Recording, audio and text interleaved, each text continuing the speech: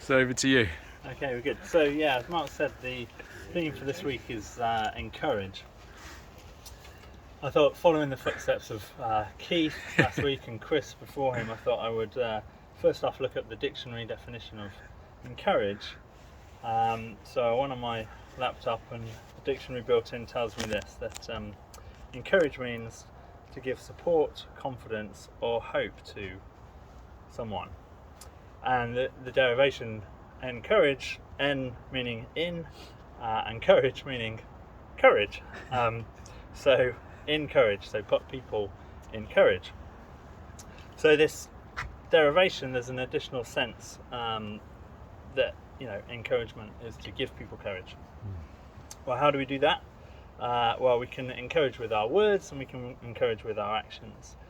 Words themselves have power, and our actions can encourage and inspire. And this encouragement is, as we'll all know, is really important in many situations. I don't know if any of you have tried to do the renew exercises at home on your own, but those vertical lifts. I know. I think Chris has said before, I think we do 200, but I've tried to do it at home, and without the encouragement of seeing my brothers and sisters here doing the vertical lifts, and the odd word from Malcolm to encourage, it's just so difficult. But just that word, particularly that word when he says, "Okay, 10." That word of encouragement is enough to see me through to the full 200, which I think I did manage tonight. It would have been bad if I didn't do it. Would have messed up my entire talk. But I think it's the same when you're running a long race. The encouragement from people on the sidelines, just spurring you on, urging you on, giving you those words, gives you something extra in the legs that you just wouldn't have if you were just running around the park on your own. I've never done more than a 10k, but I even remember the Bristol 10k years ago, going around, and just the people on the streets, it just gave you that something extra to get you through. And I think I'm sure there's people here who've done marathons before, and they'll tell you that it's those people on the streets that really get you through those tough miles. And that image of a long race is often used in the Bible as a metaphor for our walk of faith with Jesus. And just like the marathon runner, we need that encouragement to press on, to keep going, to keep faithful, because it's a long race and it's difficult. And I think it's no mistake that God is called the God of encouragement. In Romans 15, Paul talks about and names the God of endurance and encouragement. And the encourager God gives his people the gift of encouragement. So again, in Romans, in chapter 12, it talks about the gifts that God gives to his people. And in this particular list, it mentions prophesying, serving, teaching, leading, giving, being merciful. And right in the middle, it talks about encouraging. And I used to think this was a bit of a weak kind of gifting, right? So if you're looking at gifts from God, what you really want, the prophesying, the teaching, the leading, these are the big ticket items that you think this is what you want to get. But I think the older I get, the more I see the amazing power of encouragement. And actually, thinking about encouragement, I was really struck looking in the Bible at how much it features. So again, in Hebrews, it says, Hebrews 10:24-25 says, "And let us consider how we may spur one another on towards love and good deeds, not giving up meeting together, as some are in the habit of doing, but encouraging one another, and all the more as you see the day approaching."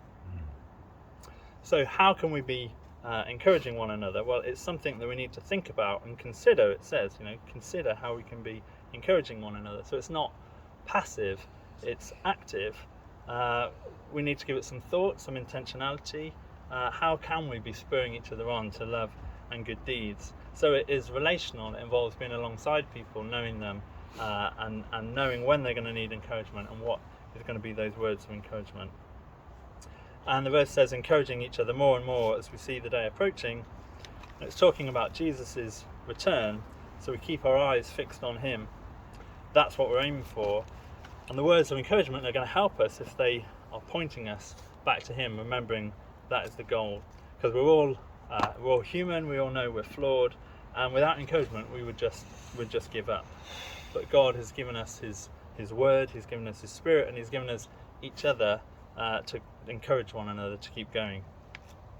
So the final thing I wanted to say about encouragement relates to the last part of the definition that I started with at the beginning, where it said encourage is to give hope to someone.